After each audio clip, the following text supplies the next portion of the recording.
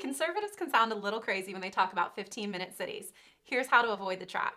First of all, 15-minute cities are real, and you should definitely be concerned. However, the concept often gets conflated with social credit score systems and needing a QR code to travel. Again, both real things, but they're not all meshed together. Yet. Let me explain. 15-minute cities refer to an urban planning model where basically everything you need is within 15 minutes. So less driving, less carbon footprint. That's why it's the next big thing among climate change activists. However, critics have raised concerns that creating little districts and implementing driving restrictions could get a little Hunger Games-esque. And cue the conspiracy theory claims. However, here's the thing. Cities like Oxford, England already have restriction plans in place. So it can't really be a conspiracy theory when you can pull up the rules on the City Council website. Oxford traffic filters will begin in 2024. According to officials, traffic filters are, quote, simply traffic cameras that can read number plates. If a vehicle passes through the filter at certain times of the day, the camera will read the number plate, and if you do not have an exemption or a residence permit, you will receive a fine.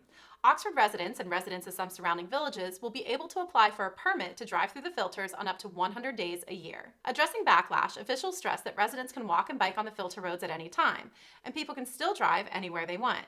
However, quote, during certain times of the day, you may need to take a different route if you want to travel by car. Now, while this concept is definitely a slippery slope, it's important to note that it is not the same thing as those scary social media videos you might have seen of people scanning QR codes to get to different parts of China or Russia.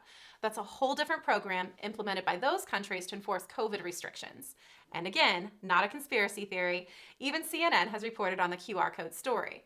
But it is different from the 15-minute city concept. Speaking of reporting, the other week on QuickConservative.com, I wrote extensively on China's social credit score system, which, you guessed it, assigns citizens scores based on social behavior. Bad scores mean you lose privileges, which is how the whole idea got tied up in 15-minute cities. Oh, if you have a bad score, you won't be able to pass through the traffic filters. But the social credit score system is completely separate from 15-minute cities, at least for right now. So we're basically left with three creepy concepts that 100% seem like they could merge at any point. 15-minute cities where traffic is monitored and restricted, social credit scores that dictate what type of stuff you can and can't do, and QR code access points controlling travel between different parts of the city and/or country. All of these things are real. But if you don't want to sound crazy, be sure to keep them separate when discussing pros and cons. For more details on 15-minute cities, including additional rules, test cities, and the very powerful people backing their development, visit QuickConservative.com. And if you found this story interesting, please consider following Quick Conservative. I also have a free newsletter, a podcast. You can find all the links on QuickConservative.com.